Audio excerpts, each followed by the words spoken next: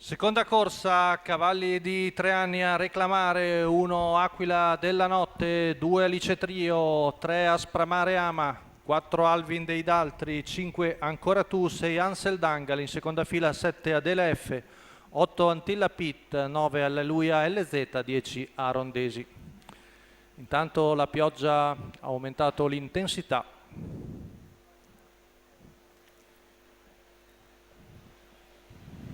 Partono piano i numeri bassi, veloci sono Aspramare Ama, Ancora Tu e Ansel Dangal.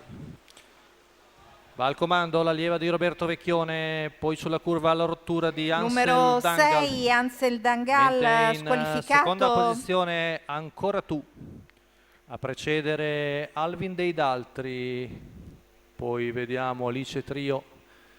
Tanti 200 metri vanno via in 15 secco. Ha preso già buon vantaggio Aspramare Ama, ma ora Roberto Vecchione rallenta con la figlia di Pascialest e arriva al paletto dei 400 metri in 31,7.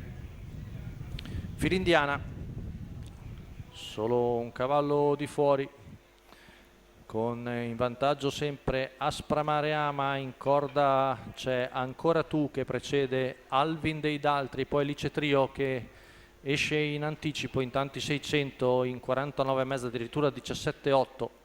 La terza frazione, si va veramente piano, si gira Roberto Vecchione, guarda quello che succede di fuori. È uscito anche Alvin dei Daltri in anticipo su Alice Trio, poi ancora Alleluia IZ e di fuori anche Adele F. Intanto si è un po' accelerato, 15,6 qui davanti alle tribune.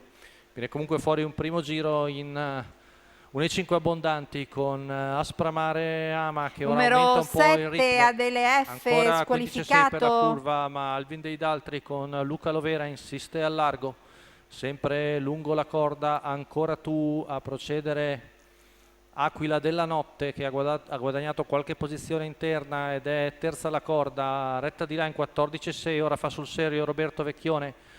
Alvin dei Daltri ha la possibilità di sistemarsi seconda perché non tiene contatto. Ancora Tu, Aquila della Notte rimane intrappolata in corda, invece Alice Trio è lì terza, ultima curva passata in 14,9, retta d'arrivo in vantaggio Aspramare Ama che allunga nei confronti di Alvin dei Daltri, poi Alice Trio, Aspramare Ama, Roberto Vecchione, Holger Ellert vengono a dominare davanti Alvin dei Daltri e Alice Trio, mentre finisce forte anche Aquila della Notte per il quarto posto.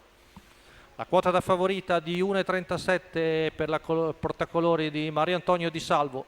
La figlia di Pascialest viene a cogliere la sua terza vittoria in carriera.